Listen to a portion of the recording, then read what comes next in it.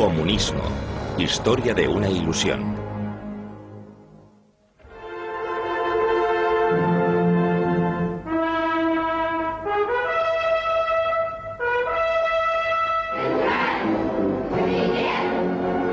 La revolución de Lenin.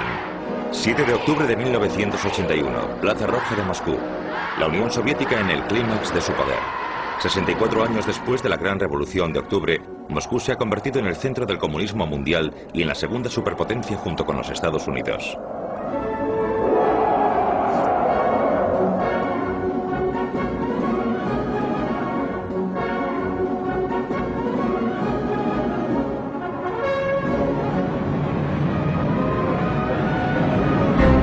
En 1991 los tanques atraviesan una vez más las calles de Moscú.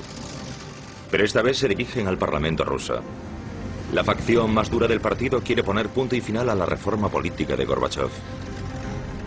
Pero la población de Moscú se revuelve.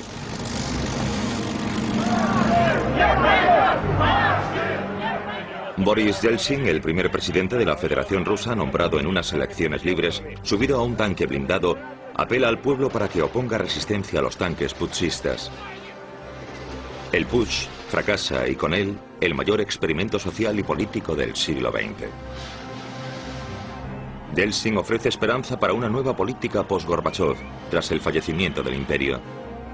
¿El fin de la Unión Soviética significa también el fin de la idea de comunismo?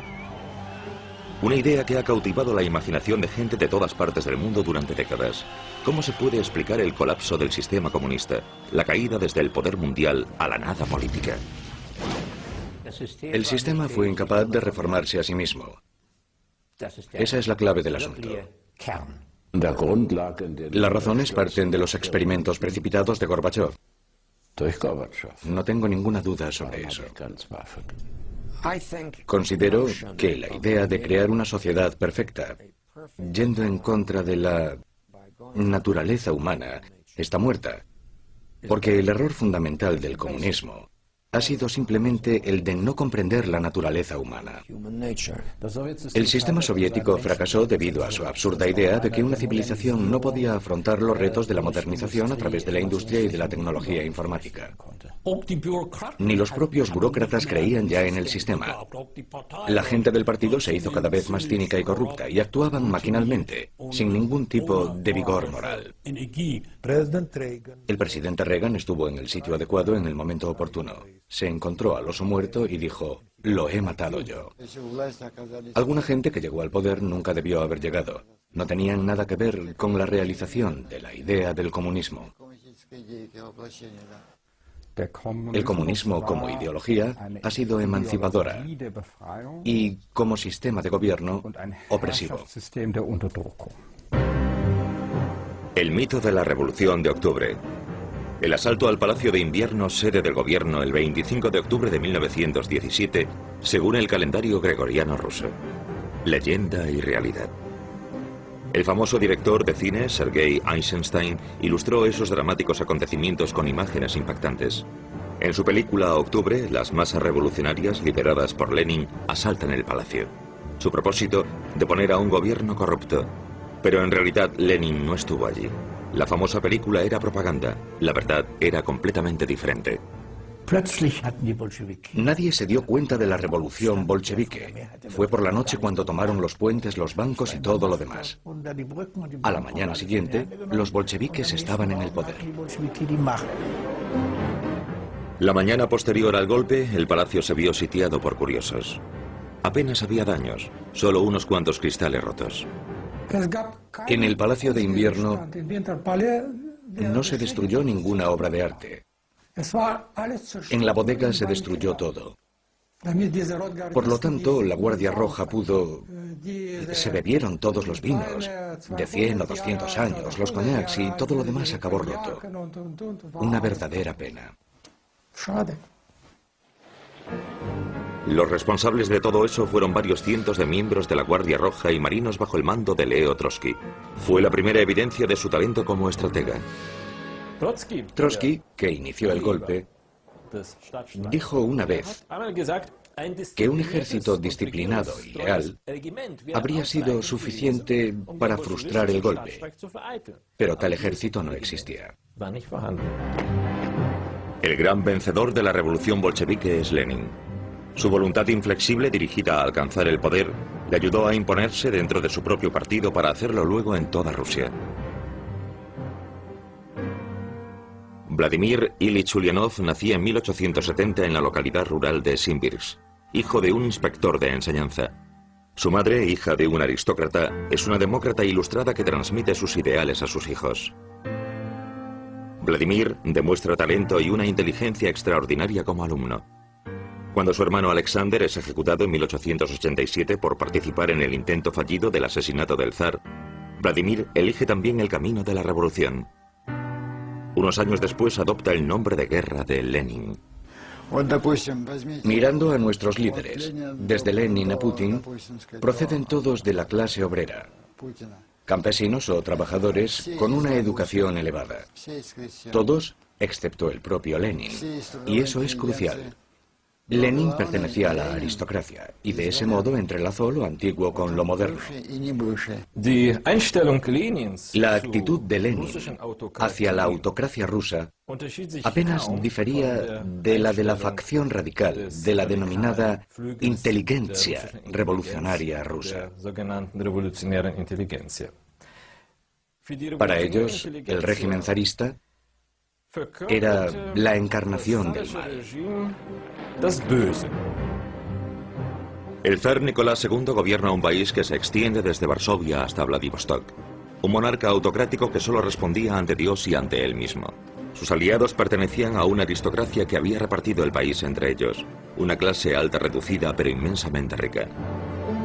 Rusia se compone de una sociedad agraria. El 80% de sus 135 millones de habitantes se dedican a la agricultura. La servidumbre de los campesinos es abolida en 1861, convirtiéndolos en ciudadanos libres, pero siguen sin poseer las tierras. Comparados con los campesinos, eran pocos los trabajadores industriales, 3 millones. Muchos campesinos huyeron de la pobreza del campo a las grandes ciudades. En las pocas fábricas que había en San Petersburgo, Moscú y Minsk, trabajaban por unos sueldos míseros, a menudo durante 18 horas al día.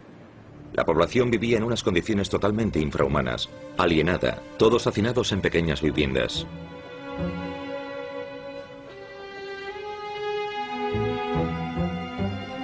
El régimen zarista resiste cualquier tentativa de democratización. Los partidos políticos fueron ilegales hasta 1905, y sus miembros perseguidos, arrestados y encarcelados. Miles acabaron en prisión o desterrados.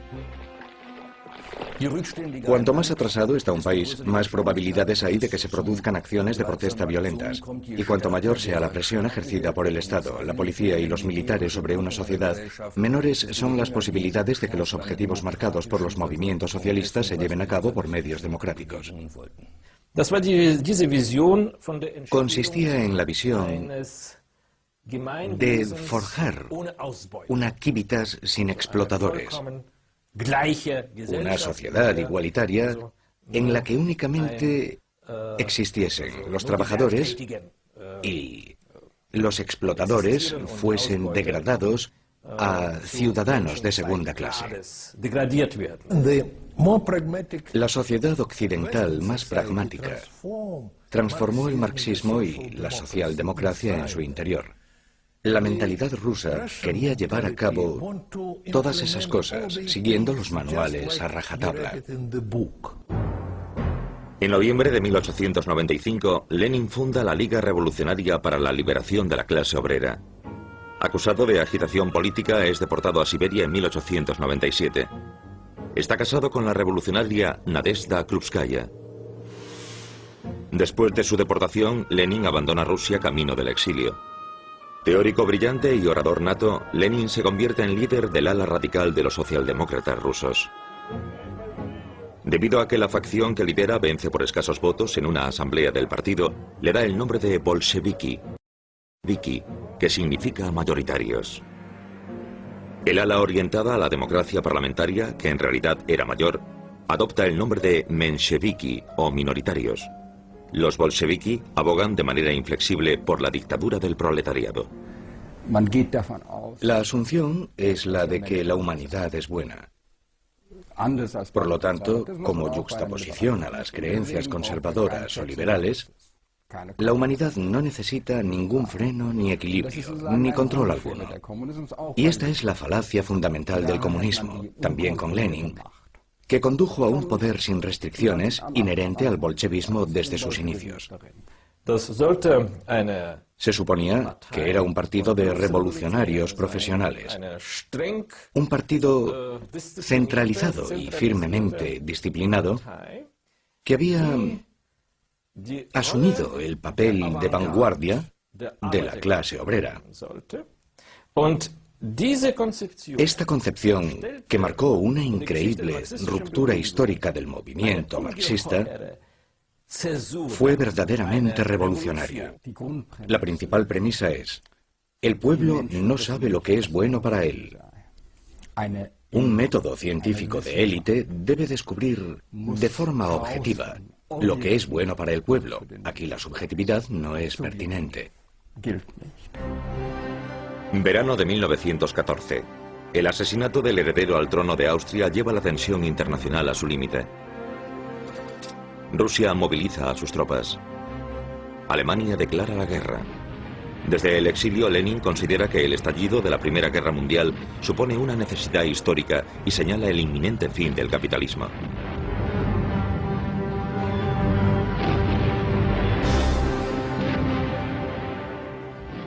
Las privaciones de la guerra intensifican la tensión económica y política en Rusia.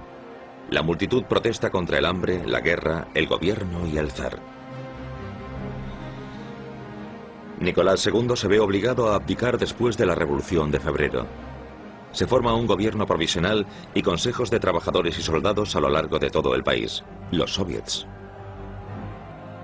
Las diferencias irreconciliables entre el gobierno parlamentario burgués de Kerensky y los soviets radicales impedían buscar soluciones a problemas urgentes. Mientras la guerra causaba estragos en la mayor parte de Europa, Lenin, exiliado en Zúrich, formulaba su programa radical. Rechazaba una república parlamentaria y en su famosa tesis de abril pide la supresión del gobierno provisional y la asunción del poder por parte de los soviets. La reacción de los camaradas de Lenin en Rusia es poco entusiasta. Uno puede llegar a pensar que el largo exilio de Lenin no le permitía una comprensión acertada de la realidad rusa, que había perdido todo contacto con ella. La solidaridad de todas las fuerzas revolucionarias estaba al orden del día.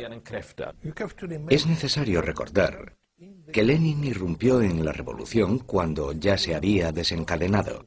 Él no fue la persona que comenzó realmente la revolución. En esa época él vivía en Suiza, bebía cerveza y discutía sobre economía alemana. Lenin se da cuenta de que debe regresar a Rusia para encabezar el movimiento. Sus objetivos son el armisticio inmediato y una importante reforma de la propiedad. Busca el apoyo de las masas. El gobierno imperial alemán ofrece libertad de paso a Lenin y a otros revolucionarios exiliados. Los exiliados atraviesan Alemania en un vagón de tren sellado. El regreso de Lenin a San Petersburgo debería desestabilizar a Rusia, enemigo de guerra de Alemania. La Revolución Rusa, una oportunidad para el Supremo Comando Militar alemán para finalizar la guerra con éxito en el frente del Este. El eslogan pegadizo de Lenin: "Acabemos con la guerra imperialista ya". Y su otro eslogan: "Robad lo que os han robado", incitaba a los campesinos a confiscarle sus propiedades a los terratenientes. Esos eslóganes tuvieron un efecto enorme en el campesinado ruso y en la clase más baja del país. Y Lenin se adaptó al estado de ánimo de las clases rusas inferiores. A su llegada el 16 de abril de 1917, Lenin es recibido con entusiasmo por sus seguidores. Al día siguiente pronuncia un discurso con su programa ante una asamblea del partido bolchevique. La revolución burguesa de febrero debe ir seguida de la revolución socialista. Insiste en esta decisión: una rebelión armada con el objetivo de hacerse con el poder. En mayo de 1917, Leo Trotsky regresa a Rusia. También él, miembro activo del movimiento de la clase obrera de finales del siglo XIX, fue desterrado a Siberia debido a sus actividades clandestinas y vivió durante muchos años en el exilio después de haber escapado. Lenin y él pedían la supresión del gobierno provisional, así como la revolución mundial.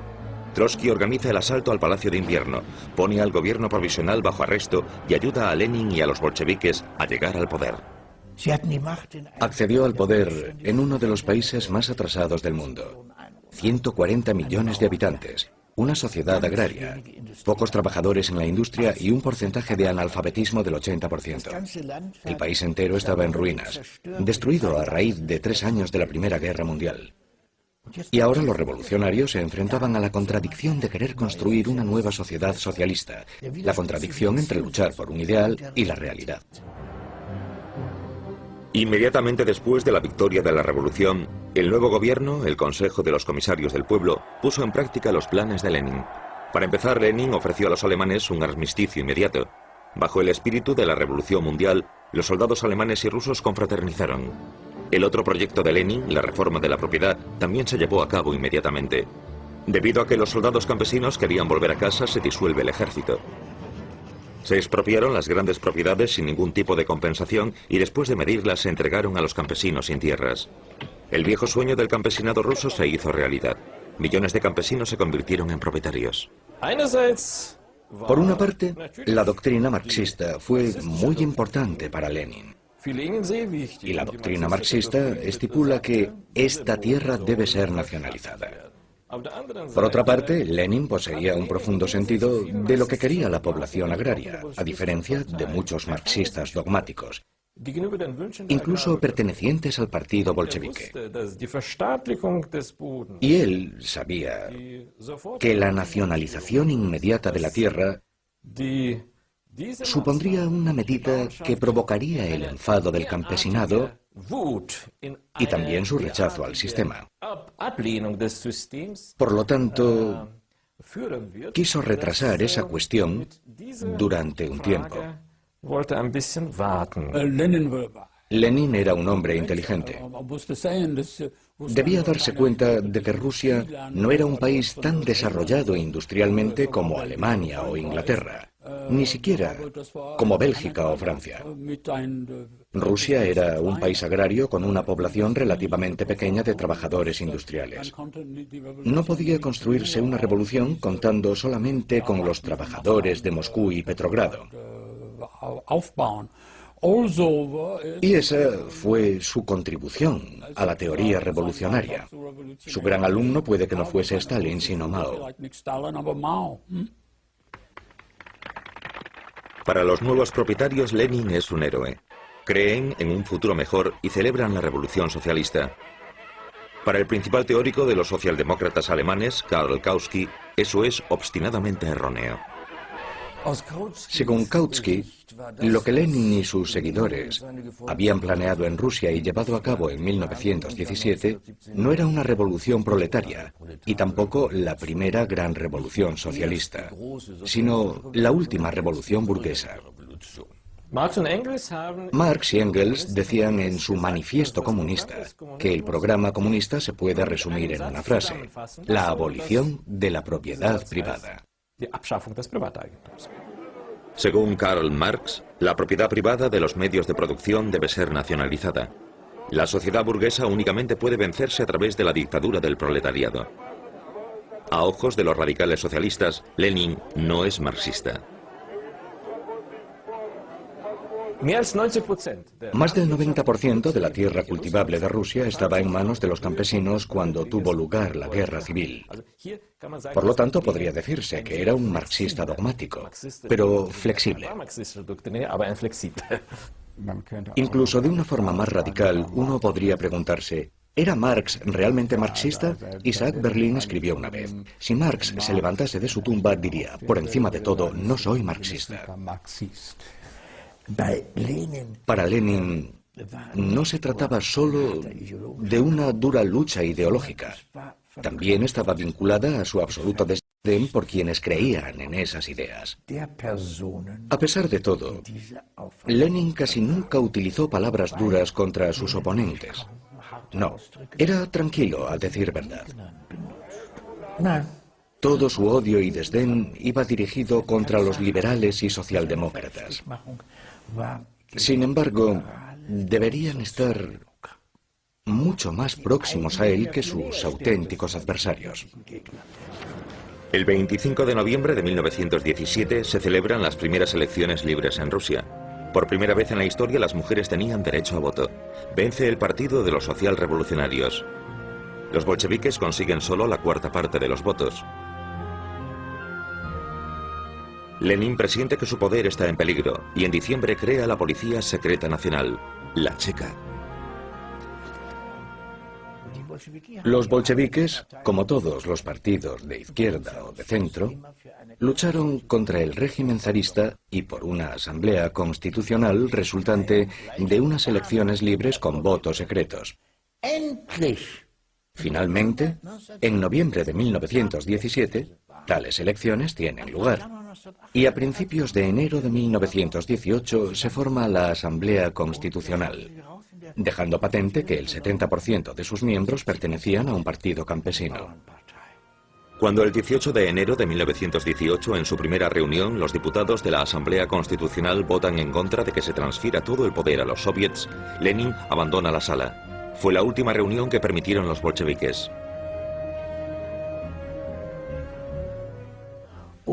Y luego, siguiendo las órdenes de Lenin, la reunión se interrumpió y se disolvió.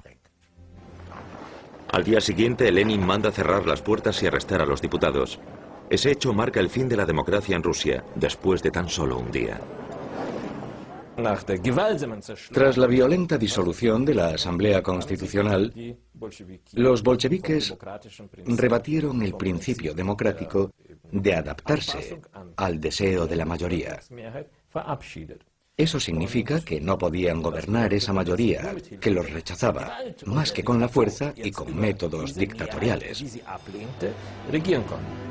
La Checa se instala en la Plaza Lubianka, en el centro de Moscú. El primer jefe de la policía secreta del régimen soviético es Félix Dzerzhinsky, un confidente de Lenin. Bajo el mando de Dzerzhinsky, la Checa se convierte en el instrumento más importante para mantener el poder. La Checa, la policía secreta, no se enfrentó únicamente a los que se oponían a la revolución, sino principalmente a los mencheviques y socialrevolucionarios, partidarios de la revolución, pero que no eran bolcheviques. Lenin no estaba a favor de acabar con la autoridad. Decía, la democracia socialista es la democracia burguesa sin la burguesía. La cultura socialista es la continuación de la cultura burguesa sin la burguesía, etcétera, etcétera. El Estado socialista es la continuación del Estado burgués sin la burguesía, sin explotación, etcétera, etcétera. Lenin y Dzerzhinsky tenían un enorme aparato de Estado a su disposición para combatir lo que ellos denominaban la irracionalidad de las masas. Las cárceles de la época zarista no bastaban para acoger a todos los prisioneros capturados por la Checa. Solo 3 meses después de la Revolución de Octubre, los disidentes son enviados a campos de trabajo y sus familiares tratados con el mismo grado de responsabilidad. El confinamiento, la tortura y la muerte son los métodos utilizados por la policía secreta para, según palabras de Dzerzhinsky, salvar la revolución. Este es un intento de adaptar la realidad a la utopía. Una utopía extraída de la realidad. Y esa realidad se revela. Así que uno intenta adaptar esa realidad a la fuerza. Por ello, yo diría que ese intento llevó inevitablemente al terror, porque es imposible crear un paraíso social en la Tierra. Si quieres crear un paraíso en la Tierra, ¿no está justificado?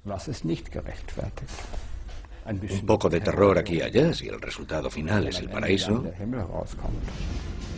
Los bolcheviques llamaron a su sangriento procedimiento terror rojo. En el famoso decreto El terror rojo se dice: en la situación actual es necesario asegurar el corazón de la patria por medio del terror. Para proteger a la Unión Soviética de sus enemigos de clase, estos serán aislados en campos de concentración. Las personas relacionadas con organizaciones de la Guardia Blanca con conspiraciones o revueltas acabarán muertas.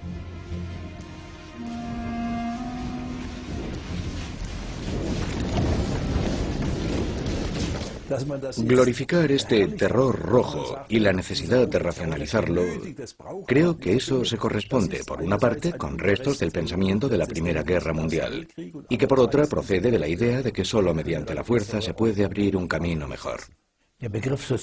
El término terror socialista es una contradicción en sí mismo. Se allanó el terreno para muchas de las cosas que después sucederían bajo el mando de Stalin. El fin justifica los medios, ¿no es así?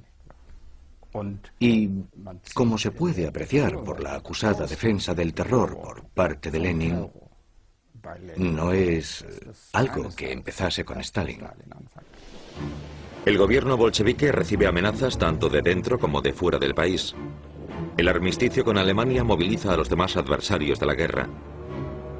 Gran Bretaña, Francia y los Estados Unidos envían tropas a Rusia. En el sur de Rusia los cosacos se rebelan. Los propios aliados, junto con los antiguos contingentes de las tropas zaristas, forman el denominado Ejército Blanco. Para la mayoría de la población rusa, los campesinos y los obreros que rechazaban el bolchevismo, el Ejército Blanco representaba el antiguo régimen. El mismo antiguo régimen que restituiría el sistema de clases que los bolcheviques habían abolido en 1917. Lenin encarga a Trotsky la formación del Ejército Rojo con obreros y campesinos.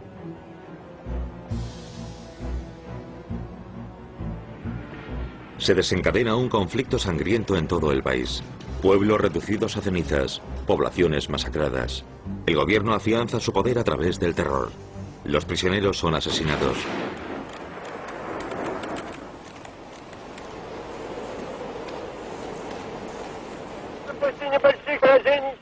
Lenin pide al Ejército Rojo que resista.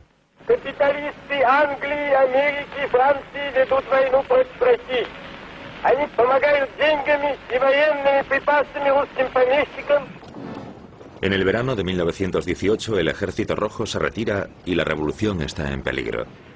Lenin confía en el apoyo de Alemania. Y luego ese objetivo a gran escala que se fijaron. Estamos en vísperas de la Revolución Mundial. Es de lamentar que estemos haciendo esto ahora en Moscú, pero no hay duda, dice Trotsky, de que dentro de pocas semanas estaremos celebrando nuestros congresos de la Internacional Comunista en Berlín, en París y en Londres. ¡Qué optimismo!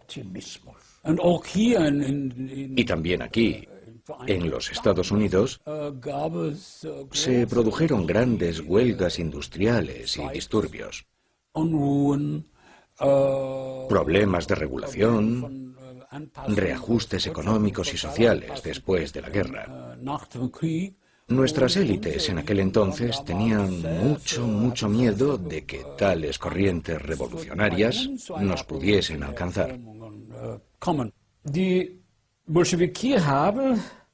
Los bolcheviques ganaron poder en Rusia con el propósito de iniciar una revolución mundial. Por lo tanto, pensaban que la guerra mundial,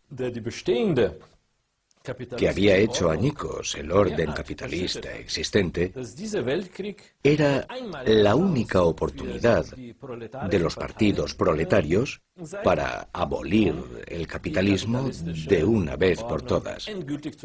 La verdadera victoria de la revolución del proletariado debía tener lugar en Occidente, según Lenin.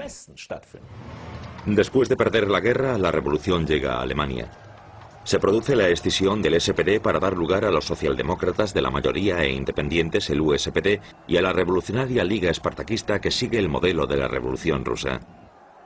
En estas grabaciones el diputado del SPD y presidente del Parlamento, Philipp Scheidemann, informa. Ya en la mañana del 9 de noviembre de 1918, el Reichstag parecía un campamento militar. Obreros y soldados entraban y salían, muchos llevando armas. Eber y yo nos sentamos ansiosos en el comedor con algunos amigos. Como era habitual, solo se sirvió una sopa aguada. Luego un grupo de obreros y soldados irrumpieron en la estancia y vinieron directos a nuestra mesa. 50 personas gritando a la vez: Scheidemann, ven con nosotros. Philipp, tienes que salir y hablar. Liebknecht quiere declarar una república soviética. ¿Qué? La situación estaba clara para mí. ¿Alemania una provincia de Rusia? ¿Una rama soviética? No y 1000 veces no. Vi la locura soviética ante mí. El reino zarista del terror sustituido por uno bolchevique. No, no, eso en Alemania no, con todo lo que se estaba sufriendo ya. Para anticiparse a Karl Liebknecht, Philipp Scheidemann declara a Alemania como república democrática. No debe suceder nada que deshonre el movimiento obrero. Manteneos unidos, leales y honrad vuestro deber. La vieja y corrompida monarquía se ha derrumbado. Larga vida a la nueva. Larga vida a la República Alemana. Entre los herederos políticos de Marx y Engels sobreviene una contienda fraternal. Mientras los socialdemócratas de la mayoría de Scheidemann eligen el camino de la democracia parlamentaria, la izquierda radical lucha por el sistema del Consejo Obrero Soviético. Todo el poder para los consejos obreros. Este fue el eslogan de la Liga Espartaquista fundada en 1916 por Karl Liebknecht y Rosa Luxemburgo. Opino que Rosa Luxemburgo era tan, yo diría, demócrata fundamentalista, que tenía que rechazar todo aquello que perjudicase al desarrollo democrático, porque eso conduciría al despotismo. Rosa Luxemburgo fue, en mi opinión, la única figura revolucionaria de Europa que podría rivalizar con Lenin, llegando él incluso a aceptarlo. Nacida y criada en Polonia, Rosa Luxemburgo vive en Berlín desde 1899 y se convierte en la principal representante política de la izquierda alemana. En 1918 cofunda el Partido Comunista. Cada vez dedica más críticas a la izquierda militante, así como a los grandes líderes de la Revolución Rusa. Ella había observado también que Lenin no vacilaba a la hora de enfrentarse a sus oponentes. Sin embargo, debo decirlo, a pesar de la previsión del bolchevismo, si mira sus bases políticas y especialmente su famosa frase sobre que la libertad siempre será la libertad de aquellos que piensan diferente, te das cuenta de que lo que ella pensaba y quería no era tan liberal y pluralista como podría parecer a primera vista. En sus obras figuran curiosos e interesantes pasajes en los que se dice que la mayoría decisiva no siempre tiene por qué ser cuantitativa. Eso es algo relevante. Por lo tanto, Rosa Luxemburgo tenía un profundo sentido de los problemas del poder. Vio el gran peligro que suponía que la acción de la minoría terminase en catástrofe.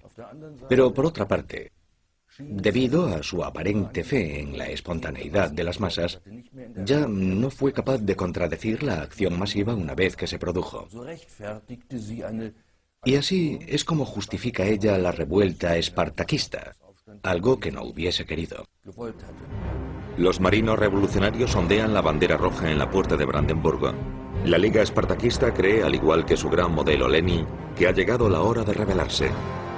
Y el 6 de enero de 1919 declara que el gobierno provisional de Alemania ha sido destituido.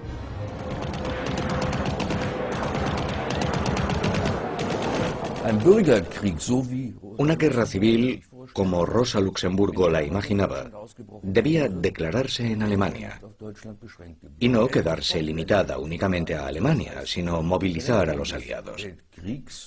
Eso significaba prolongar la guerra mundial, y eso era una irresponsabilidad a ojos de los gobernantes socialdemócratas, lo peor que podía imaginarse. Para luchar contra los rebeldes, las tropas del gobierno recibieron el apoyo de los Freikorps, tropas voluntarias formadas a partir de la disolución del ejército imperial. La revuelta se sofoca con una auténtica carnicería. Karl Liebknecht y Rosa Luxemburgo son arrestados y posteriormente asesinados por miembros de los Freikorps. Si los partidarios de la lucha de clases revolucionaria no se hubiesen extinguido del sistema socialdemócrata, Y si el sistema socialdemócrata se hubiese adherido al dogma de la lucha de clases y al rechazo riguroso a cualquier cooperación con los partidos burgueses, entonces la democracia parlamentaria, denominada la República de Weimar, jamás habría existido. Además, la facción de los socialdemócratas de la mayoría nunca habría sido capaz de hacer lo que debería hacer para asegurar el desarrollo democrático en Alemania, es decir, colaborar con los partidos burgueses moderados. Tanto el requisito previo como el lastre de la República de Weimar fue la división del movimiento obrero durante la Primera Guerra Mundial. El 19 de enero de 1918 se elige el Congreso Constitucional de la República de Weimar. Los vencedores son los partidos burgueses. Alemania es ahora una democracia parlamentaria y una república federal. La revolución siguiendo el modelo ruso ha fracasado.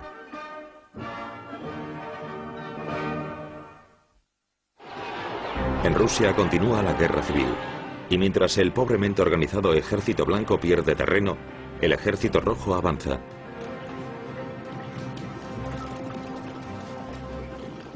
Leo Trotsky forma un ejército de 5 millones de soldados. En su famoso tren blindado se dirige al precario campo de batalla y refuerza la disciplina. Los desertores acaban muertos inmediatamente.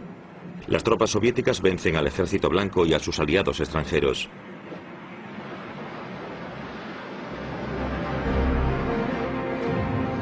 El 13 de diciembre de 1919, los aliados deciden retirar su apoyo al Ejército Blanco. El Ejército Rojo desfila celebrando la victoria.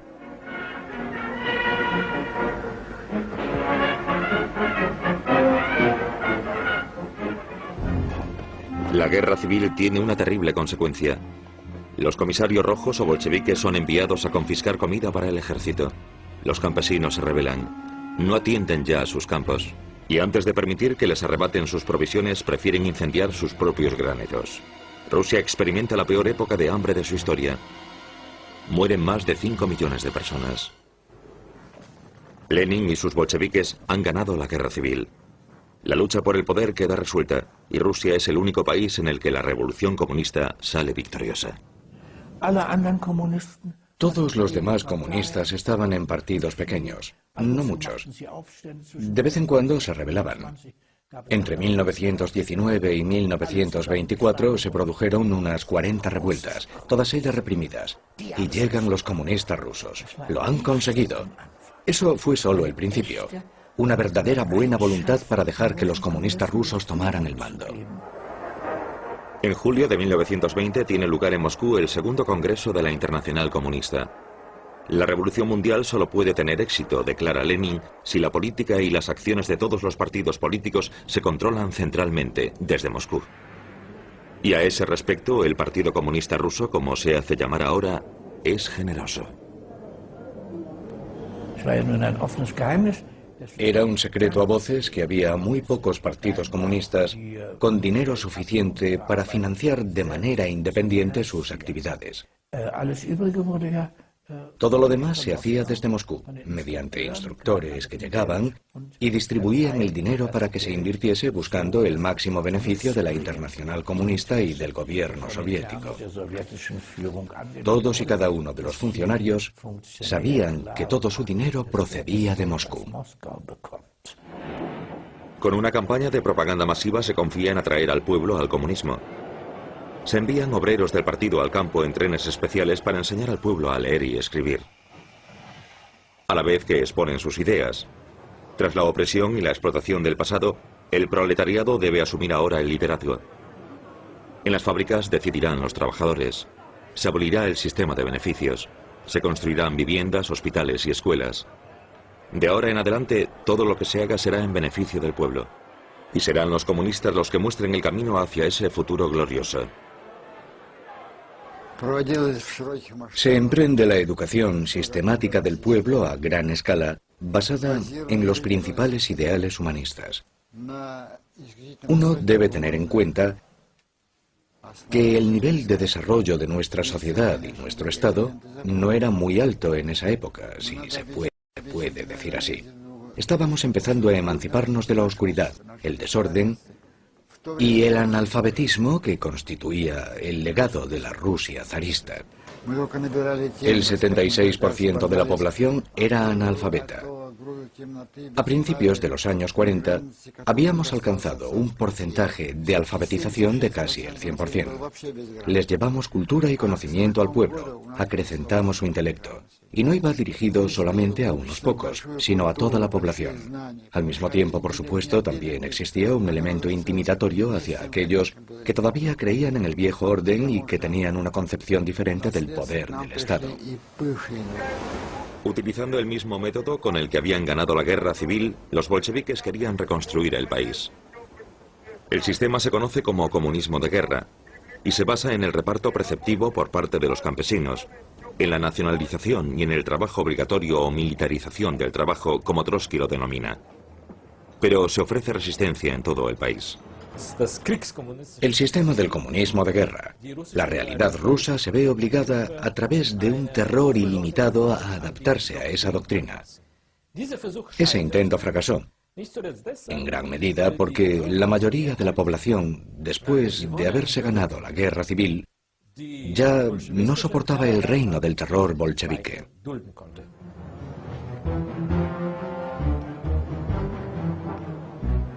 En enero de 1921, los trabajadores de Petrogrado inician una huelga. El gobierno responde con ley marcial y se producen arrestos arbitrarios en masa. El 28 de febrero de 1921, 16.000 marinos se unen a los trabajadores en huelga. Apelan al pueblo. Ha llegado el momento de quitar de en medio a los comisarios autócratas. Todo el poder para los soviéticos, ningún poder para el partido. Los huelguistas piden el fin de la opresión, del terror y de las detenciones. Piden que se restituyan las libertades conseguidas en la revolución. También las elecciones con votos secretos, la libertad de expresión y la formación de otros partidos.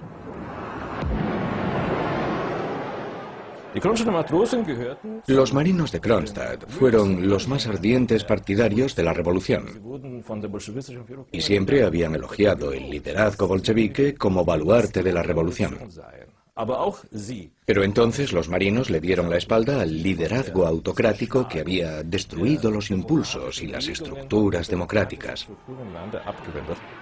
Siguiendo órdenes de Lenin, el Ejército Rojo avanza a través del hielo del mar Báltico para atacar el 7 de marzo.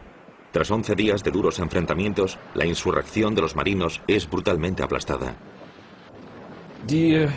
La aniquilación de la rebelión de los marinos de Kronstadt reveló la verdadera naturaleza del régimen bolchevique, ya que los marinos de Kronstadt lucharon contra la dictadura bolchevique en nombre de la democracia soviética. La primera pérdida de inocencia, el primer pecado mortal político, fue sin lugar a dudas el aplastamiento de la rebelión de Kronstadt. Porque estaban persiguiendo a los suyos, a los soldados jóvenes que habían respaldado la revolución, pero que ya no resultaban convenientes por la razón que fuese. Si uno es capaz de eso, entonces es que es capaz de otras cosas, como se hizo evidente más tarde. Trotsky observa el desfile que celebra la victoria sobre los marinos de Kronstadt. Muchos consiguieron huir a Finlandia, pero los que cayeron en manos bolcheviques se convirtieron en víctimas de una venganza despiadada. En los primeros juicios públicos de la reciente República Soviética, miles de ellos fueron condenados a muerte o a largos periodos de cárcel. El intento de introducir el comunismo de golpe había fracasado. El fracaso a hacer frente a las necesidades básicas de la población, el hambre extendiéndose por todo el país y el alzamiento de Kronstadt eran claros signos de crisis. Lenin necesita cambiar el rumbo. Al igual que su redistribución de la tierra en 1917 violaba los principios marxistas, ahora Lenin está a punto de realizar un giro económico con evidentes fundamentos capitalistas. Él creía en la teoría puramente científica de Karl Marx, que en realidad era una utopía. Pero eso solo fue hasta 1921. En 1921, Lenin invierte la política soviética, vuelve a permitir la nueva política económica, la propiedad privada, y pide a los ciudadanos que lo secunden, encontrándose con una gran oposición entre sus seguidores, Trotsky, Stalin y muchos más. Fundamentalmente se legitimó la idea del mercado libre y de la propiedad privada. Ambas cosas suponían la bestia negra de los marxistas ortodoxos. Por este motivo, muchos funcionarios e idealistas bolcheviques consideraron que la nueva política económica era un revés tremendo. Lenin intenta salvar la economía del país en el 10º Congreso del partido. Su nueva política económica, NEP de forma abreviada, es extremadamente controvertida. Incluso sus aliados más próximos recibieron su política con burlas mordaces. Tras un acalorado debate, Lenin alcanza, a pesar de la oposición, una resolución gubernamental. Dentro del partido no se tolerarían facciones diferentes. Oposición significa expulsión. La dictadura comienza ahora dentro del mismo Partido Comunista.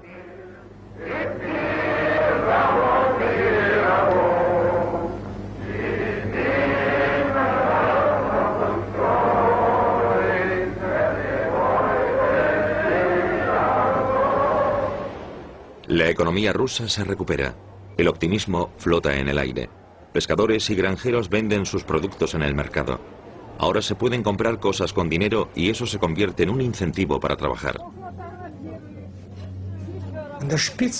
Incluso en lo más alto de la NEP, el nivel de vida de la Unión Soviética y de Rusia alcanzan un máximo histórico. La bolsa y los bancos vuelven a abrirse. Lenin llega al punto de invitar a los capitalistas de Occidente a invertir en Rusia para ayudar a combatir el déficit económico del país. Debemos otorgar concesiones a la burguesía extranjera y al capital externo. Fueron las palabras de Lenin en la Tercera Internacional Comunista. Pero muchos de sus camaradas estaban convencidos de que la nueva economía de Lenin traicionaría los principios básicos de la revolución. ¿Y cuál fue entonces la reacción de Stalin a esas propuestas? Que eran producto de una mente enferma. Gorbachov, que era funcionario del partido por aquella época, sugirió que el decreto de Lenin, que había sido publicado en el Pravda, debería reeditarse en una edición especial únicamente para Lenin, ya que nadie más necesitaba conocerlo. En mayo de 1922, la salud de Lenin se deteriora dramáticamente. Sufre su primer infarto. Le sucederían dos más.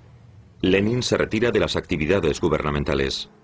A partir de ese momento se instala en una casa de campo cerca de la ciudad de Gorki. Leo Trotsky parece ser el sucesor incuestionable de Lenin, un intelectual con más carisma que cualquier otro líder bolchevique y un comisario del pueblo que salió victorioso durante la guerra. Lenin, no obstante, seguía vivo y aún no se había decidido su sucesor. Y Trotsky tenía un duro competidor, Joseph Stalin, el secretario general del Partido Comunista. Lenin era un genio de la teoría y la práctica, mientras que Stalin era un genio de la práctica y la teoría. Pero Stalin también era un maestro criminal. Comprendió el papel que jugaba la información. Marx, Engels, Lenin y Stalin se pueden mencionar como un conjunto. Sus enseñanzas fueron realmente trascendentes en la época, pero no por ser eternamente válidas para cualquier tiempo, sino tan solo para ese particular periodo histórico. Lenin era como un artesano en lo que se refiere a descubrir a sus enemigos políticos y poder así destruirlos. Pero podemos decir que Stalin convirtió ese concepto en una industria. La diferencia entre Lenin y sus seguidores era que tras 4 años Lenin comprendió: ya es suficiente, no funciona. Y después de eso ya no creo que fuese marxista, se convirtió en un hombre de Estado y en líder político de Rusia. Coincidiendo con la mayoría del pensamiento del pueblo de la Unión Soviética, yo creía que todo iría bien mientras Lenin siguiese vivo. Supuestamente la gran catástrofe no se inició hasta después de la muerte de Lenin. Mi opinión sobre Lenin es más generosa que la de la mayoría de la gente de hoy en día. La tendencia es intentar desarmar a Lenin igual que a Stalin. Considero eso muy injusto desde una perspectiva histórica. Lenin actuó en el ardor de la revolución y la guerra civil. Bajo el mando de Lenin, el Partido Comunista jugó un papel dominante sobre todas las demás organizaciones. La Checa. Hubo cierto número de elementos dictatoriales que sentaron los cimientos de lo que Stalin pudo construir después. Es importante darse cuenta de que el germen del stalinismo es inherente al leninismo. Con un líder distinto, el desarrollo de los acontecimientos podría haber tomado un rumbo diferente, pero ninguno de ellos llevaría al comunismo democrático. En mi opinión, esto supone, como Leszek Kolakowski apuntó tan acertadamente, freír bolas de nieve. Ciertamente, Lenin no habría aprobado los acontecimientos que estaban por llegar.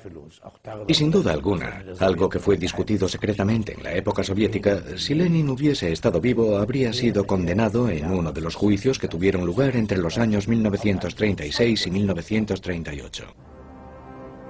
Lenin muere el 21 de enero de 1924. El país entero está de luto.